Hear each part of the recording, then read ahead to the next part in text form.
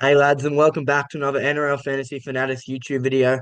Tonight we've got a buy, watch, avoid for you for the two games in Vegas tonight. Joined as always by Will Fanshaw. How are you, mate? Yeah, I'm good, mate. How are you? Yeah, good, thanks. So let's get stuck right into this. Our first buy, we've got Zach Hosking coming in at 582k, named to start on the Raiders' edge against the Warriors. I reckon. People saying it's a bit of a risk, but I reckon it's a fun risk to take. All he needs is 60 minutes to get what is the average? Yeah, all he needs is 60 minutes over 60, and he averages 58. And I think if he gets 60 to 65, he can easily average 50 to 52. So I've personally got him in my team. What about you, Will? Yeah, well, I say that he can get anywhere over, definitely anywhere over, um, 55 to 50 to 55 points when playing over 60 minutes. I predict him for 60. So, yeah, I wouldn't be surprised if he landed on, um, that. You see in games that he gone from 60 minutes in 66 minutes, he has an average of 48.9, which is still, that gives you about 5 points of value there. So, yeah, I really like him. I think he definitely Yeah, can play 80. Coming into the Elliot Whitehead lock, where I believe that most of Elliot's career he played 80 minutes when playing mm, second row last ex- year.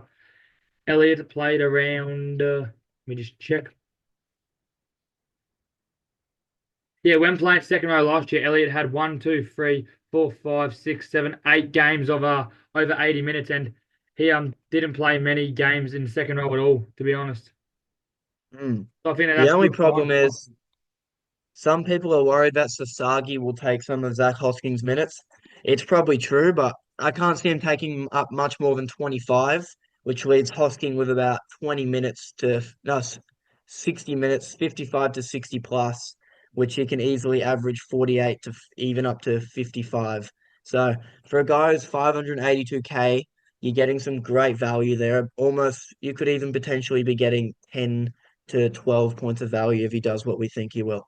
So he's a great buy. You can see here, upside 93, 94, second row, 80 minutes. Those might have been inflated by a try, actually not even.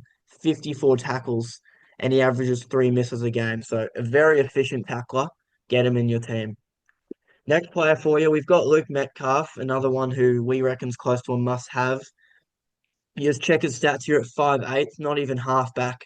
Averages 38 as a 5'8", with a try every two games and a try assist every three. That's great for a 5'8". And as we saw in a trial game a week back, he absolutely facilitated that Warriors attack, and he's going to continue doing that. So I personally have Luke Metcalf in my team. I think you do as well, Will. Yeah, I'm currently sitting with Luke. I think he looked really good in that trial game, and yeah, he had an all right career average of 34.5 while playing at 5'8". But I think that leading the team, taking goals, that you could very much easily see that go up to about 45 points. I wouldn't predict him for any higher than 45 points. You think that's fair enough? 45. Look, I could see him getting more than that. Maybe not regularly, but in the halfback role, in a bit of a weaker Warriors team, but in a Warriors team that when they're on, they're on. And if they're on, Luke Metcalf is going to get those try assists, and the goal kicking will be great for him. I reckon he probably has a ceiling of around 55, I'd say maximum, but I can see him averaging early to low to the high 40s, to be honest, like 43, 44, which honestly, that's 11 points of value in a half, 441k. You just can't go wrong. So, Luke Metcalf, another buy for us. Our third buy, one who we think is almost a must have again, Jack Cole, 250k, got the sixth role for Penrith. Do you have any interest in Jack Cole at all? You probably should. Yeah, I got a little bit in Jacka. I think he should score quite well while playing a 5'8". He scores very well. But yeah, well, you never know how they're going to look. But it kind of looks like that Blake Talangi was going to take that spot, but they say he has defensive problems, which is why he didn't end up getting that spot. So yeah, I really do like him, and if he can hold that spot, he should score very well. Yeah, I agree. You see there, when getting over 70 minutes at 5'8", he's gone 32, 39, 59. with two try assists in both those last two games. He hasn't played with Cleary though. That's the only problem. He Yeah. normally fills in when Cleary gets injured. He could even, I don't reckon for a guy at 250k, you probably don't want to wait on him because there's little to no risk. All he needs is one game of 45, and his break even will go into the negatives, and you're going to be kicking yourself that you've left him out. So I reckon just get him in, stick him on your reserves, maybe even loop him, see how he goes. Because the only thing he's going to lose is 20k if he does, because that's minimum price. So really, it's no risk. You can't go wrong. So that's why he's our third buy. Moving on, our fourth buy, we've got Isaiah Yeo in here, priced at 64, break even at 64, 865k. As always, getting lock spot for the Panthers. One thing about Yo is his average keeps going up every year. I reckon he could average 65 to 66 this year. And one thing that's so good about him is how his longevity. Like he just plays every year, never gets injured. I think he played every single game for the Panthers last year. He's one of those players you can just put in your team and not have to worry about him until the finals. So do you personally have Isaiah Yeo in your squad? Yeah, I don't currently have Isaiah Yeo. I downgraded him to Cam Munster just to upgrade. Sorry, Cam McInnes just to upgrade elsewhere. But yeah, it's one that I had most preseason and was really, really interested in. But yeah, I just decided that I wanted someone with a bit more higher ceiling, and I feel like we know McInnes can crank out those massive, massive games. We've seen it before. He's done it many, many times before with that massive tackle game. And yeah, I really think that McInnes could be make a lot more value than Isaiah Yeo, considering he's already at the top of his game. But Isaiah is definitely one I'll be looking at to upgrade, hopefully, a Corey Horsburgh to him. Yeah, you did mention McInnes. We'll get to him in a few slides. Just so The thing about consistent. McInnes over Yo is that McInnes has got obviously a lot more value to make. Yo's probably maxed out a little bit. He probably won't go up or down too much, to be honest. But Cam McInnes, we'll get to him, has a lot of value to be made. It's a bit of a riskier pick. If you want a very safe option for a bit more, just lock in Yo. But if you want to be a bit fun and take a bit of a risk, Cam McInnes is a great downgrade option. So we'll move on. Nathan Cleary, not much to be said. Just look at that. Averages 64 in his long career, 66 at halfback. There's not much to be said. Just lock him in, get him in, captain him, owned by 57% of teams, which is fair enough. And if you don't own him, he will hurt you eventually. So just lock him in, captain him every week, and don't worry about it. Anything to add, Will? Um, nah, I mean Nathan Cleary's been a proven gun for as many years as I've been playing fantasy and probably many more years before that. But yeah, he's a gun. One that I think you just saw what he could do last year. He cranked out 112, and yeah, he's just one that can really kill his owners for not owning. I say his floor is 50, and he can go ceiling above 100 anywhere given game. So I think if you don't own him, it's a no brainer, and you're going to fall behind. Just like look at that, scrolling through, look at the amount of 100-point scores and above he's got. Four, five, 124, 144, 115. That's in back-to-back games. Like you just have to own him. He's gonna kill you otherwise. So Nathan Cleary must have really. This is our pod buy, our final buy. We've got Cam McInnes, who we just mentioned before.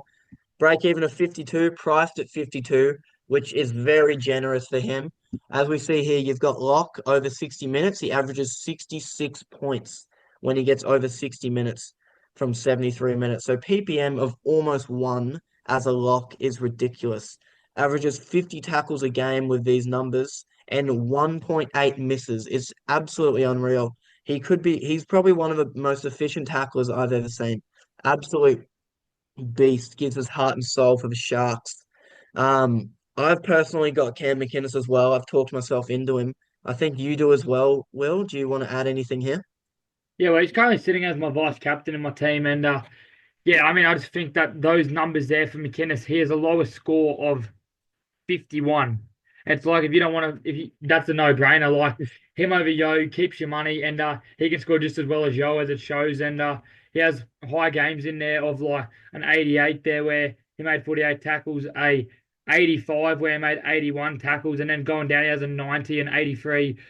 We all know what he can do there, and I think if he can get back to his big minute locks, he could be doing really well. And something I like too is that Clarkie's RL column said that posted that McInnes needs to stop getting the Dolphins need to, not Dolphins. Where does he play? The Sharks need to stop giving Sharks. him. He said Cameron McInnes admits it's no longer smart for the Sharks to offer him multi-year deals, but he has vowed to earn his contract each year moving forward. If it means that I need to prove it every year, then that's good, he said. So that for me fills me with confidence, saying that he's going to have to play his heart and soul out to get a contract. And yeah, I do really like that. And when does he not play his heart and soul out? That's the thing. A lot of people would see McInnes and think, oh, he's just all he does is tackle, not much upside there. You think his ceiling's about 60, but no, like look at this 85, 88. You've got 72, 74, 90, 83. Like he never scores tries. That's a good thing. Never try assist. He's got a great running game, averaging 130 meters per game. That's great for him. Obviously, tackling's a big part. He's just his base stats are just ridiculous. I think it's pretty hard to pass up on. And just 2% owned. Gee, if he goes well, you're getting ahead of a pack. So that's why I've got him at the moment. All right, moving on to our watches. First off, we've got Corey Horsburgh, 550k, one who we put in our post as a watch.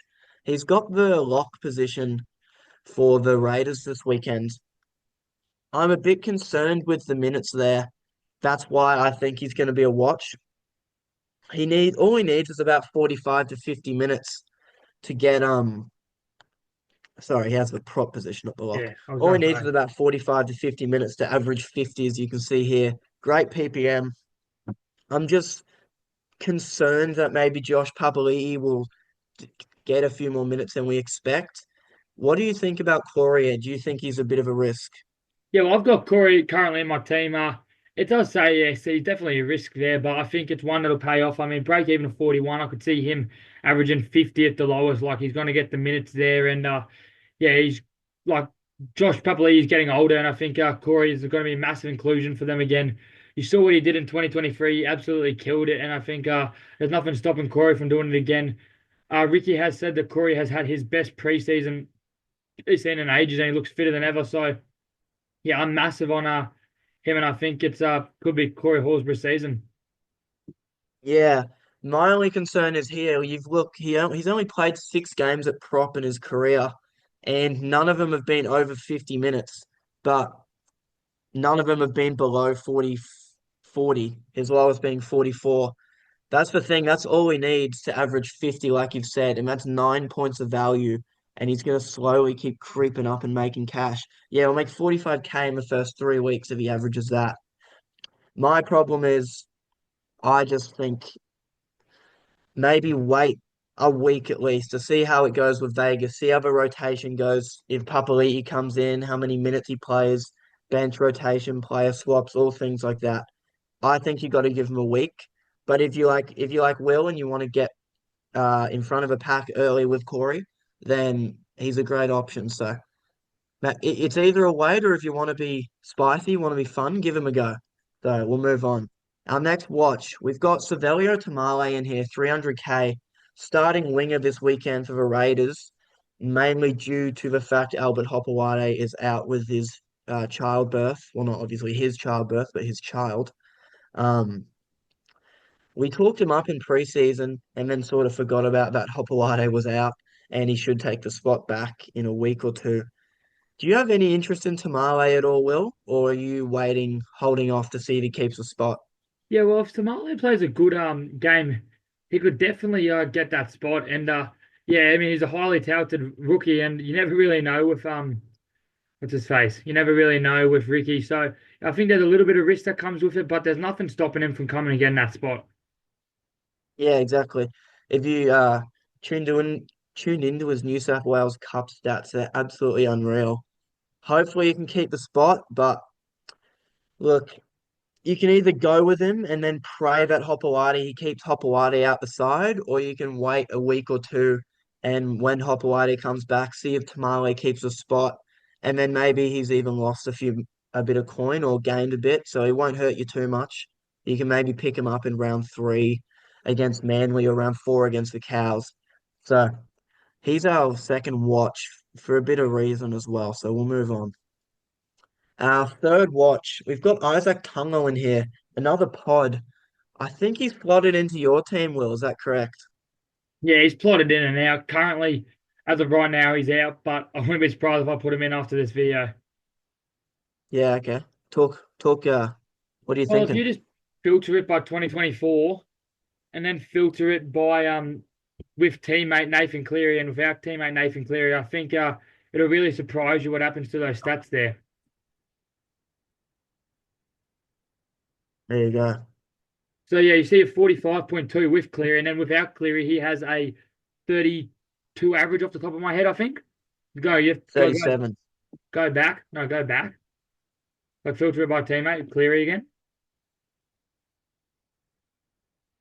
Then press on the whiff. Press on the yeah. So you see, he has a 32 I've done average it. without Cleary, and just no big scores there. So I think he can definitely score well when Cleary plays there. It's a proven fact. And if he averages 45, he makes 8 points of value. And yeah, we all know what Tungo can do. He runs hard. He scores tries. He gets tackle bust. He tackles quite well there. So yeah, I got a bit of interest in Tungo. I think he could definitely bounce back this year.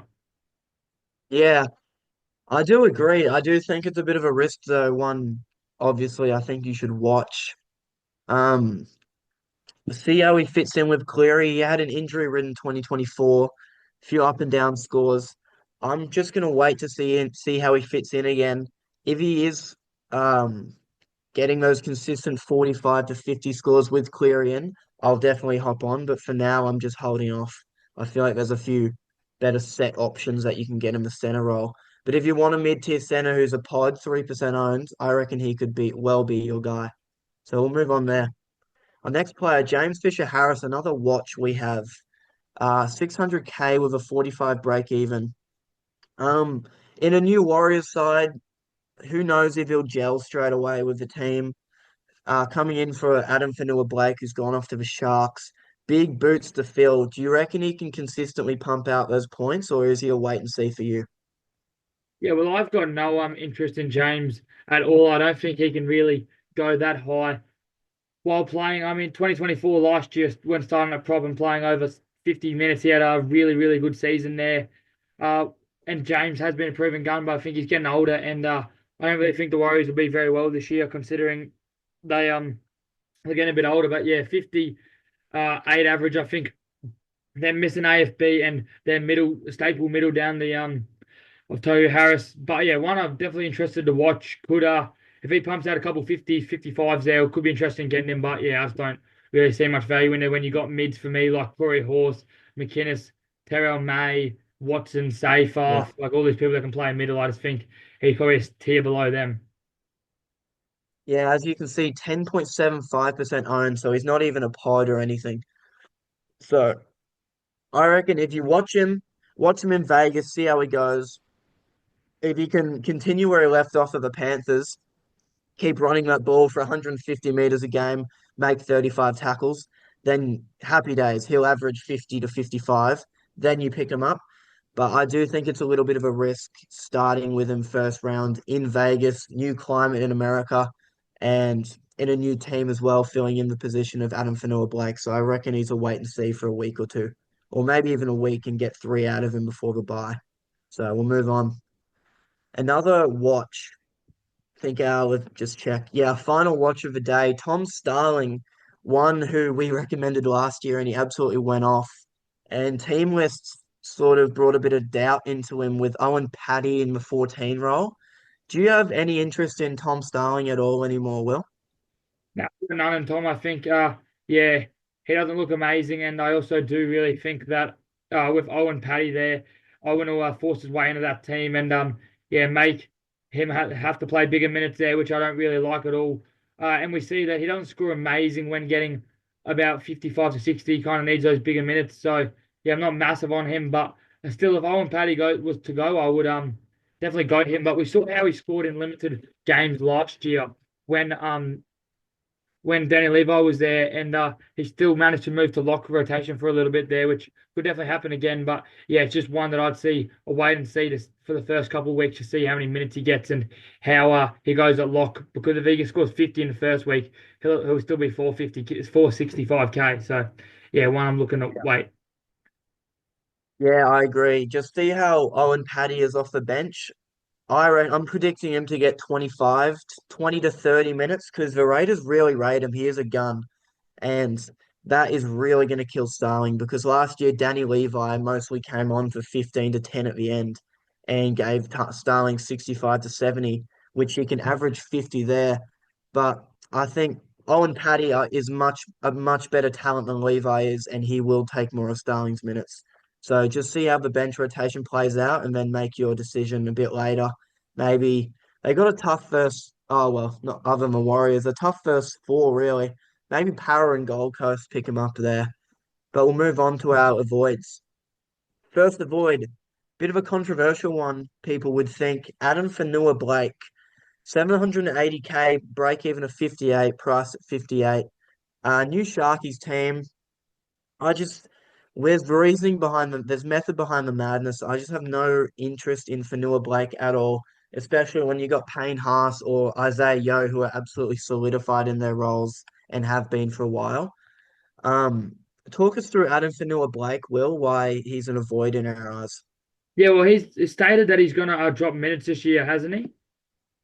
Yeah, he has. He's gone on record saying that, Yeah, so I which, think you with know, enough minutes, he's just nowhere near as good as an option. He's a really good player, but I don't know if he'll score well now down on minutes, and I don't like him as much when he's down on minutes. So yeah, I think it's just one that you kind of let go through to the keeper. yeah, I do agree. You can see here over 50, under 60. I'm predicting him to get 50 to 55 minutes for the Sharks, as he said he's going to have limited minutes, which is okay, but obviously not great for fantasy. Averages 52, which you're losing 6 points of value there. And if you filter here, yeah, he's going to lose 27k in the first 3 weeks if he averages 52. You just can't afford that with a guy with a premium player, 780k. You just can't justify a guy who's going to average 52 with those minutes. And I don't think the minutes will be there for him. So that's why he's an avoid for us. Our next player, we've got Isaiah Papali'i, who, as everyone would know, has been selected to start on the bench for the Panthers this weekend with Sorensen and Liam Martin in the 11 and 12 spot. So obviously lost all interest for Papali'i. I've heard rumors he might not even play this weekend. He might miss out for the week, but that probably won't happen anyway. Yeah, lost all interest in Papali'i. He was in my team the whole preseason and now doesn't get the role. So really not much else to be said. You can maybe even pick him up in about 5, 6 weeks when he's lost maybe 500. No, when he's gone down to 550k. But at the moment, there's just no interest. So, do you feel the same, Will? Where did these rumors come about saying that he's not playing this weekend? I did hear from my mate, but look, the credibility's probably not there. So we'll move on there. Yeah, well, I think he was a very good option if he started, but yeah, Scott Sorensen getting that spot, I don't like him at all anymore.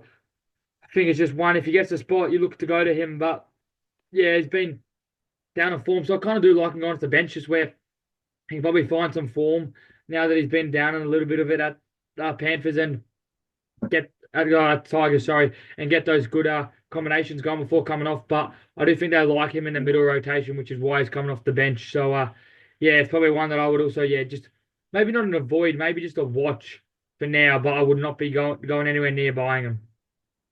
Yeah, you can't justify a bench player for 622k. I personally think at the moment he's just not fit enough to fit into that Penrith starting rotation at the moment. So I reckon they'll probably ease him in for the first 3, 4, 5 weeks, and then maybe if Scott Sorensen's out of favour or Henry or even someone else, then he'll slot in. But I think you got to watch 3, 4, 5 weeks, and yeah, just stay away from him at the moment. All right, our second last player, one who has actually never played an NRL game, Owen Paddy, we mentioned before. Um, People see a green tick on fantasy on the app, 230k starting hooker. They think, oh, let's get this bloke, gonna play, gonna make money. That's just not the case, unfortunately, with Paddy, we don't think. Expected to get around 20 to 30 minutes. And as a hooker, like a rookie hooker, that's just not enough to justify any sort of money making. Just see the averages. 20 to 30 minutes, we'll say averages 18. Oh, I won't even come up. But yeah, you can't justify something like that for any form of money making. So we think he could be another watch, but you're going to be waiting a while until he gets a starting spot for me to even look at him. So do you feel the same there, Will? Yeah, well, he averages 32.1 in last year in Q Cup or New South Wales Cup. I'll be interested to see how many minutes that was from, but I think, yeah, with him coming off the bench, it's probably one that bench hook is the worst position to look at for his at all. So, yeah, it's one that I'd kind of just wait, and if he gets that starting spot, jump on him. But until then, nah, nowhere near. Yeah, you can't rely on him to make any form of money for you. So yeah, just let him go. Our last one, another controversial one. I thought Mitch Barnett was more of a watch, but Will thinks he's in a void, so we've just slot him in the avoid spot. Is there any method to the madness here, Will? Why is he in a void in your eyes?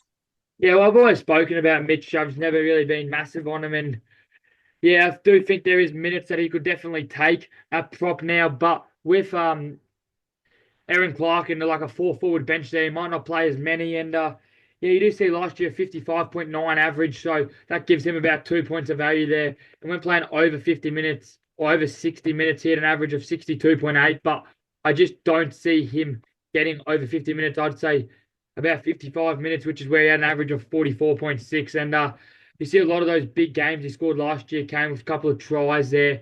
He did get 110 there, but with five offloads and that. And for me, I just think that yeah, Mitch is going to struggle this year a bit more, and he'll still I reckon he'll play well for the Warriors, but won't be as fancy dominant considering his minutes are a bit down. And yeah, if you take that 75, 110, and 66 off Mitch's score, here's a very very lean year. So it's kind of been put together by those two, and a lot of 30s and 40s in there for Mitch, which is why I'm not big at him at all, and they have come with big big minutes too.